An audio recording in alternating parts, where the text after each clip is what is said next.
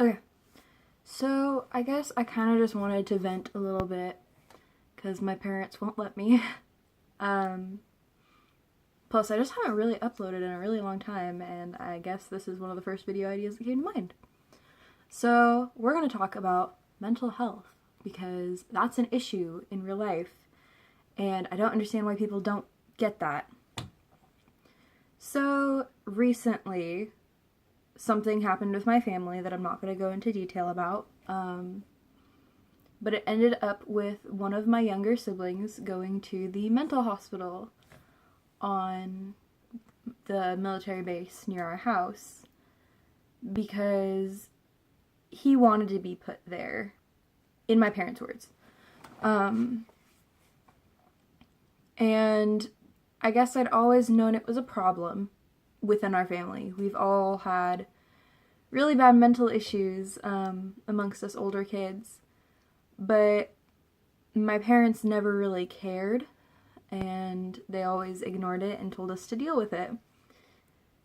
So I kind of just wanted to give everybody like a sight into somebody that has a mental illness, just kind of a look inside their head almost, because I have been diagnosed with anxiety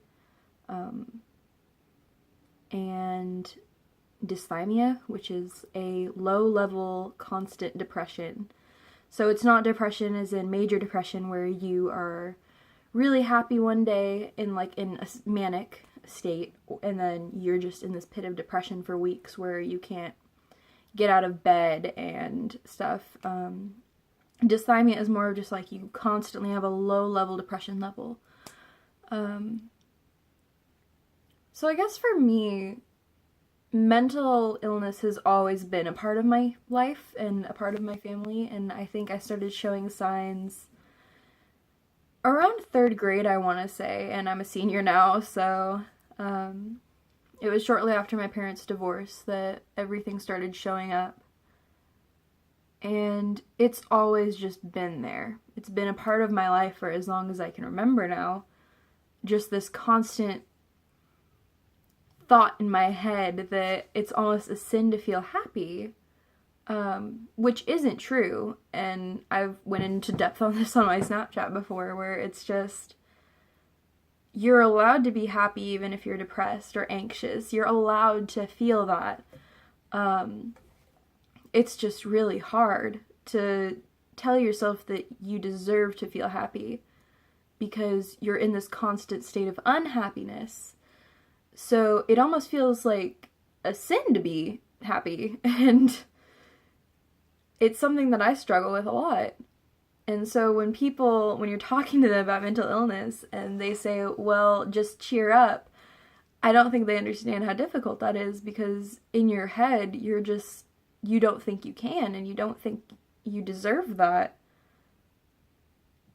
And it's really hard to explain now that I think about it, talking to people that might not have a mental illness. But it's a struggle, and you face it every single day, and you're expected to keep a smile on your face and act like everything's okay, because if you don't act like everything's okay, then everybody else gets uncomfortable. Which really pisses me off, because, to be honest, I don't care what everybody else feels like when I'm in those moods. I care about me, because I should care about me, because I'm in a state where I don't know what I'm gonna do. Because there's been times where I've been ready to just end it because it's hurt so much. So in those times, why should I care about what somebody else thinks?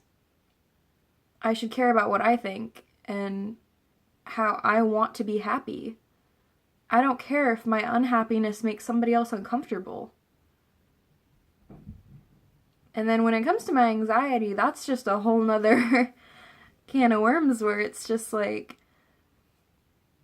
you don't ever feel safe. You always feel on edge, like someone's going to be out to get you, and you can't trust people, and there's just this panic in your chest all the time, and it's like this weight. So I've always been called a chicken shit by my parents because I've never really wanted to stray from the norm because that's terrifying for me. And I started understanding a little bit more why once I was diagnosed with anxiety, because you finally kind of start to get a grasp on your life when you're diagnosed. You can look into it and you can understand things. And so it wasn't that I was being a chicken shit all these years. It was the fact that it terrifies me and I'm in uncomfortable situations. And if I'm in an uncomfortable situation where I don't know the outcome, it's just panic in my chest. It's this like feeling where your heart just stops and you can't breathe because you're so focused on what's going to happen. And yeah, I mean, that's all I can really say about it. It's so difficult and nobody thinks about it because you're just expected to be okay. And if you're not okay, then there's something wrong with you and that's your problem and you should keep that to yourself. That was like actual words that somebody said to me before. So I guess to kind of wrap this all up, really be careful if someone that you love is going through this. It's not as easy as cheer up or you're okay, calm down. It's really not. And you want it to be like that. I wish it was like that for me. I wish I could just say, calm down, breathe, you're gonna be okay. But I can't. Because you're just in this mental state where nothing's okay. So when it comes to your loved ones that are suffering with mental illness or, just anybody really, it could be a friend, it could be a family member, just try to take into consideration that it's not that easy. It's never going to be that easy. It's such an issue. And the least you can do is be there for them, and rather than disregarding their statements, just tell them that it's not okay, but that it will be, and that you're going to be there to help. And honestly, those are some of the best words that anybody's ever said to me. So, thank you for watching, and hopefully I'll be uploading more frequently soon, but thank you, really. Have a great day.